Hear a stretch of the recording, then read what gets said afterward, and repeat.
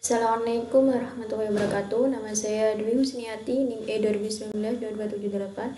Di sini saya sebagai pemateri ketiga akan menjelaskan mengenai kebijakan pembangunan menurut ekonomi Islam. Tujuan pembangunan ekonomi dalam Islam adalah yaitu terpenuhinya dan terpeliharanya maqasid syariah, yakni ada agama, jiwa, akal, keturunan, dan harta, sehingga tercapai falah atau kesejahteraan dunia dan akhirat.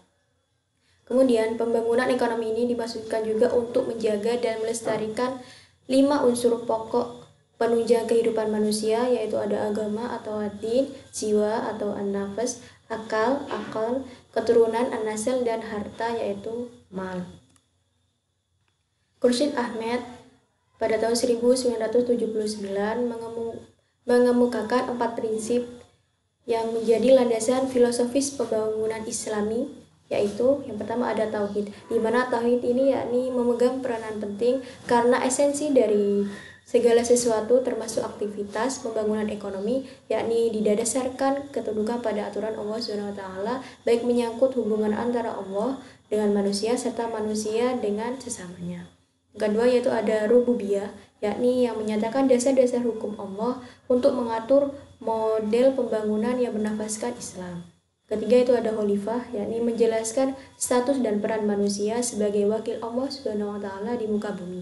Konsep ini menempatkan manusia selaku khalifah di muka bumi yang bertanggung jawab sebagai pemegang amanah, yakni kepada Allah Subhanahu wa taala dalam bidang akhlak, ekonomi, politik, sosial, dan prinsip organisasi sosial bagi manusia.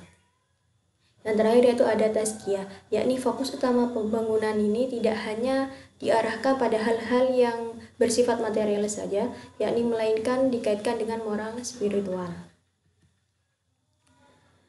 Keempat asas tersebut, Umar Japra pada tahun 1993 mengemukakan bahwa kebijakan pembangunan yang dapat dilaksanakan yaitu ada 4. Yang pertama, yakni menghidupkan faktor kemanusiaan, yaitu mewujudkan keadilan sosioekonomi, kebijakan-kebijakan yang harus berorientasi kepada direalisasikannya keadilan sosioekonomi. Konsentrasi kekayaan harus dikurangi sedemikian rupa hingga kebutuhan pokok dari setiap individu ini senantiasa terpenuhi.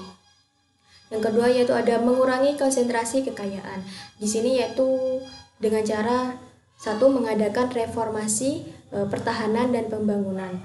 Yang kedua yaitu ada upaya penghapusan kelemahan-kelemahan yang diderita oleh sektor pertanian. Yang ketiga yaitu kepemilikan yang lebih merata dan kontrol dalam perusahaan sangat diperlukan untuk mengurangi konsentrasi kekayaan dan kekuasaan.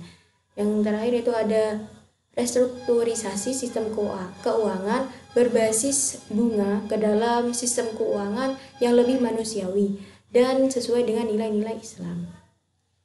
Yang ketiga yaitu ada melakukan restrukturisasi ekonomi, yakni dengan cara relokasi sumber-sumber daya yang diperlukan untuk pembangunan yang merata tidak akan berjalan tanpa adanya suatu penataan kembali semua aspek ekonomi. Yang terakhir yaitu ada melakukan restrukturisasi keuangan, yaitu dengan bertujuan untuk mencapai pengembangan pedesaan dan perkotaan dalam memecahkan problema utama pada perekonomian. Sekian dari saya. Wassalamualaikum warahmatullahi wabarakatuh.